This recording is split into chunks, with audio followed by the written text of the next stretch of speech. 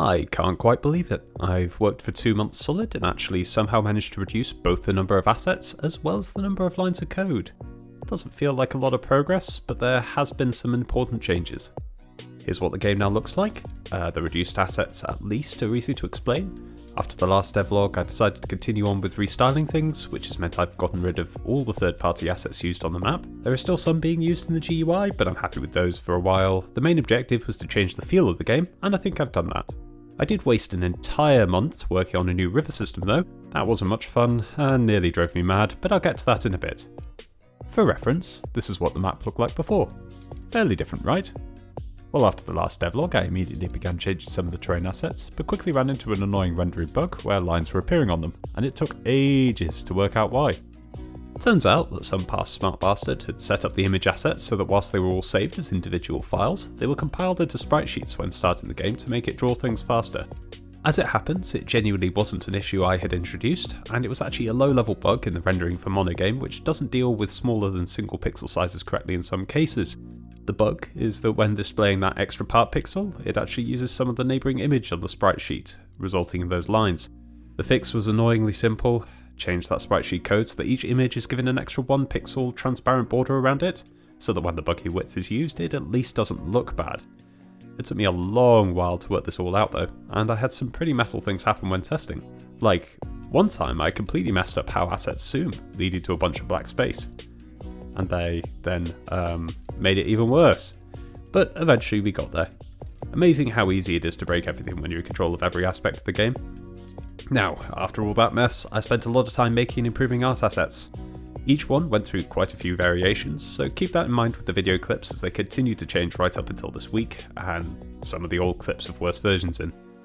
I've gone for a really simple look with the terrain hexes, partly because I'm a terrible artist, but also because Bladewarden will mostly be played quite zoomed out, and while the old hexes looked really nice close up, it always felt that the screen was a bit busy zoomed out, especially if we will soon have a bunch more units running around.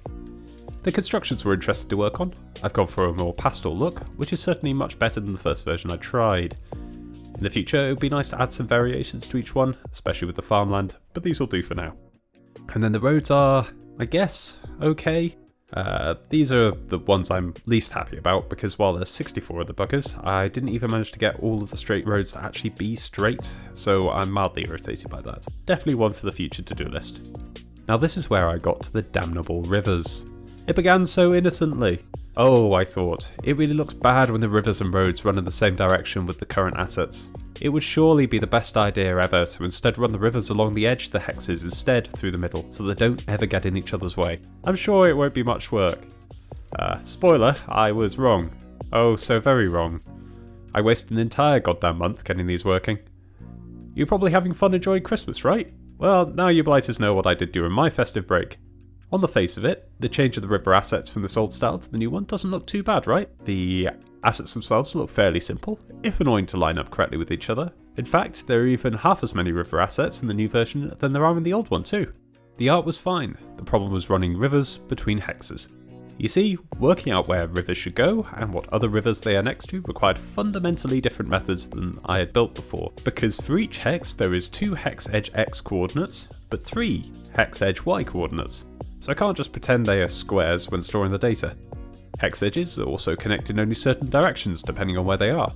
And worse still, I needed more logic to convert positions for this damnable hex edge grid to the existing hex grid to work out things like which terrain rivers bordered on either side, etc. Honestly, it was enough to drive me up the wall, and I'm very glad I didn't try this at the beginning of the project because I'd probably have given up then and there.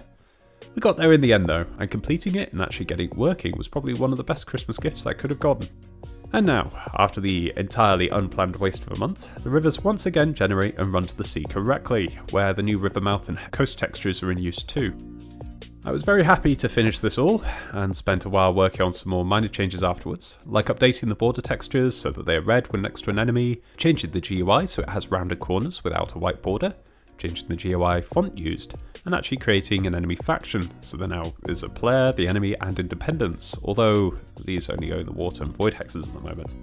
Couple that with a few fixes to unit visibility and greatly improved rendering performance, some unit selection and disbanding fixes, and then adding in a new mine construction and upgrade, and we're about all caught up. The only other thing I did was refactor a bunch of construction upgraded soldier data, which ended up saving a whole bunch of code lines. So much so that we managed to have a noticeable drop from last time, even with the other changes I've made. Yeah, sure, I know I'm still not good at pixel art and the GUI is a bit clunky, the icons don't quite match the new style, etc., but I genuinely prefer the new feel, especially when zoomed out. I'll continue to work and improve the assets as I go, and while the roads are annoying, I think the unit markers are next on the art hit list, because they really do need some love. Please let me know what you think of the improvements I've made here, it's genuinely super helpful. Now moving on to next time, since we've got the enemy faction in place, the next step really is adding in the enemy units in combat. No more excuses. Even if it is only a simple algorithm that sends units straight to attack the player's capital, I can't escape it now. I need to add some sort of system in place, as I'll never make this a proper game without actually having some sort of challenge. Hopefully by the next devlog I'll also have an idea of the general lore I'm going for with regards to the enemy and survival zombie situation. I have a strong idea in mind, but I really do need to put it to pen first. And coming to the end of the video, but I'm not sure I've mentioned it yet, we have officially passed the 2-year mark of working on Bladewarden. That's a big deal for me, and it's 100% the longest project I've ever worked on. So thanks a bunch for being along for the ride. Onwards and upwards, and until next time, bye!